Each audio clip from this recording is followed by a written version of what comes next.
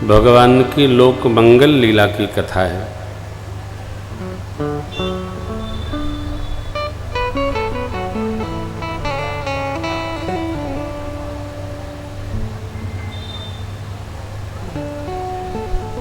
परमात्मा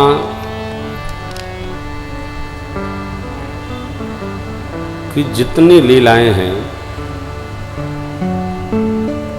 सब भक्तों और भागवतों के मनरंजन हेतु हैं। जनरंजन, मनरंजन। मन में भगवत कथा, जन जन में भगवत कथा,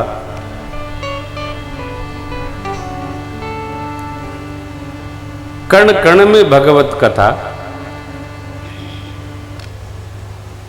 भगवान की लीला ही इसलिए होती है कि भागवतों को उसका रस प्राप्त हो, रस प्राप्त। उपनिषदकार कहते हैं भगवान रसो वै सह, भगवान रसमय हैं। कथा कैसी है? रसमय कथा है। रामचरित जे सुनत अघाही, रस विशेषी जाना तिन नहीं। जो विशेष रस है वो क्या है? जो कह रहा है कथा बहुत सुन लिया, अब विश्राम करो। तो जो विशेष रस है उसको प्राप्त नहीं हुआ, क्योंकि ये तो भगवत चर्चा है। आप छोड़िए, जगत में जिस व्यवहार में हमको रस आता है उससे हम निकलते ही नहीं हैं, उसी में डूब जाना चाहते हैं। गर्मी के सीजन में ठंडा पानी मिल जाए तो आदमी घंटन नहाता है। छोटे बच्चों को गर्मी में ठंडा पानी में छोड़ दीजिए, ए निकलो निकलो, निकलते ही नहीं। माँ चिल्लाती है तब बच्चे बाहर निकलते। अरे जल का रस, हमारी आपकी सबकी ये गति है कि जीभ को जिस भोजन में रस मिलने लगा तो इतना खा लेगा आदमी, खा के बीमार पड़ जाता है। अरे थोड़ा कम खाओ भाई, क्या बताऊं, जब दिखता है तो होश नहीं रहता। क्यों? रस होश नहीं रहने देता है।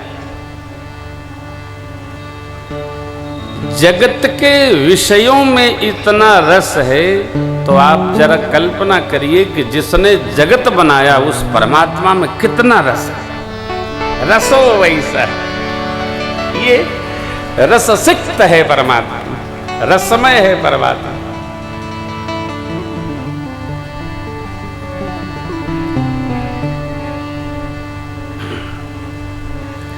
भगवान रसमय है। देखिए, हमने घड़ी देखकर कभी कथा नहीं बांचा, और श्रोता वक्ता का जब तक आंख न मिले हो तो फिर क्या है?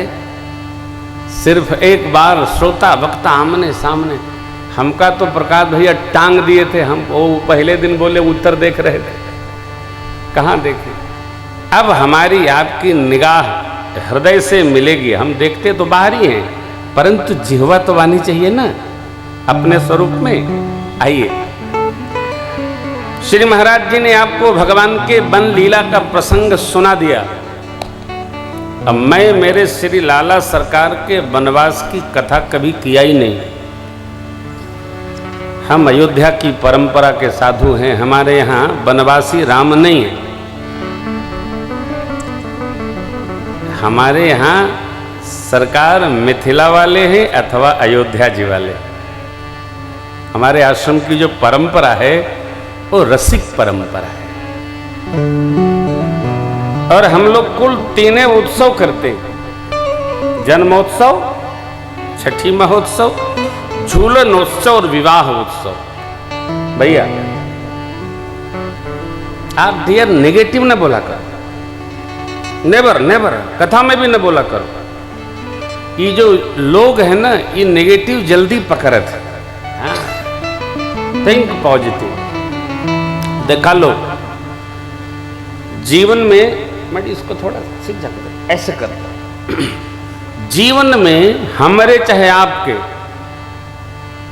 कलिया प्रकाश भैया, कलिया क्या सवेरवा अपन कथा सुना, मैं चुप चुप रहो। जीवन में भूतकाल की कथा का स्मरण तो करो, कहानी मत कहो। भूत स्मरण के लिए है। बस बस बस, जय जय महाराज जी को। भूत स्मरण के लिए है कि हम ऐसा कुछ न करें कि भूत में चले जाएं। वर्तमान कर्म के लिए है और भविष्य योजना के लिए। मैंने भूत में बहुत समझा है।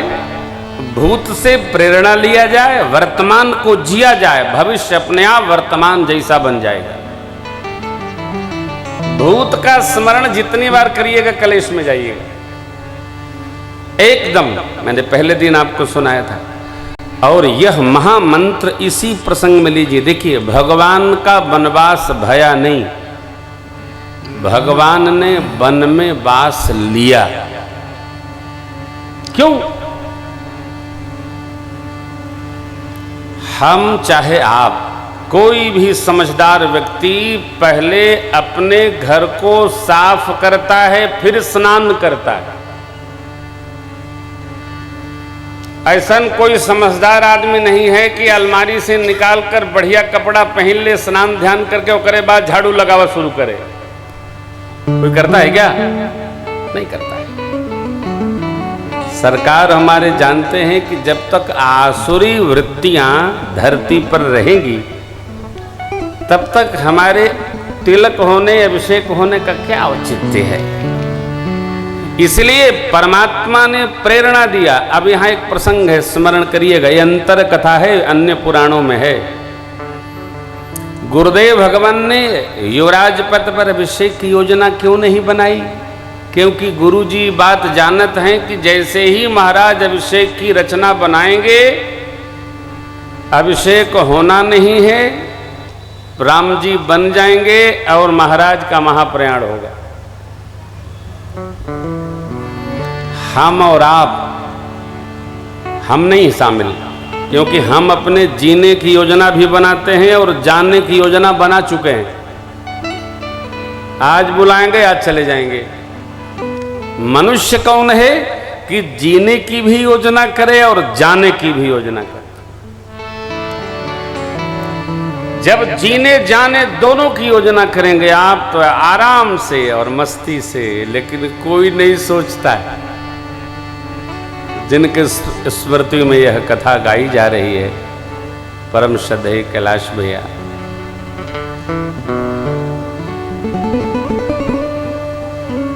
किसी ने सोचा भी नहीं होगा ऐसा भी होगा। लेकिन जब कोई जीव धरती छोड़कर विदा लेता है तो परम धाम में रहता नहीं है।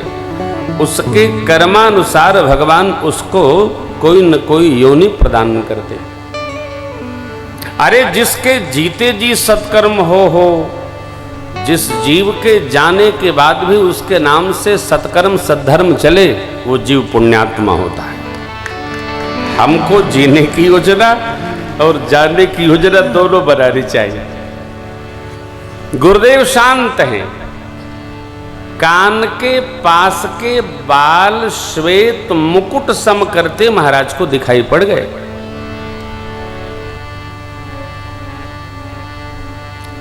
महाराज को कान के पास के बाल श्वेत दिखाई पड़े तो अंदर से ज्ञान जगा। क्या पहले ज्ञान नहीं था? था। ये भगवान की लीला है। क्या ज्ञान जगा? नृप जुवराज राम कहूं देहु। हे महाराज, अब जो अधिकार है वो राम जी को भेंट करिए और अपने जीने का लाभ प्राप्त कर लीजिए।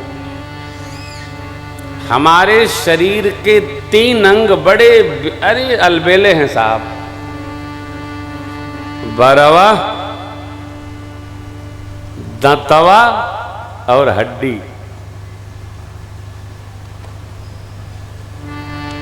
बाल श्वेत होकर कहते हैं अब आपके श्रृंगार का समय समाप्त भया, अब तो बस साजे रहो।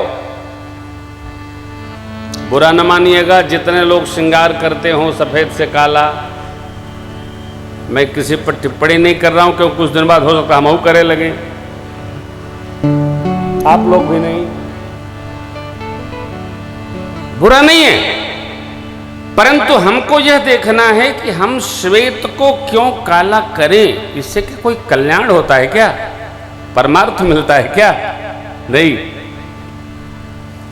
यह श्वेत होकर कह रहा है अब अवस्था गई, अब अंदर को श्वेत करो, अंदर को निर्मल करो। दांत कहते हैं, देखिए एक ही अंग ऐसा है कि 3 बार बदलता है। मां के अंक से बाहर निकलते ही दांत जमते हैं दूध वाले,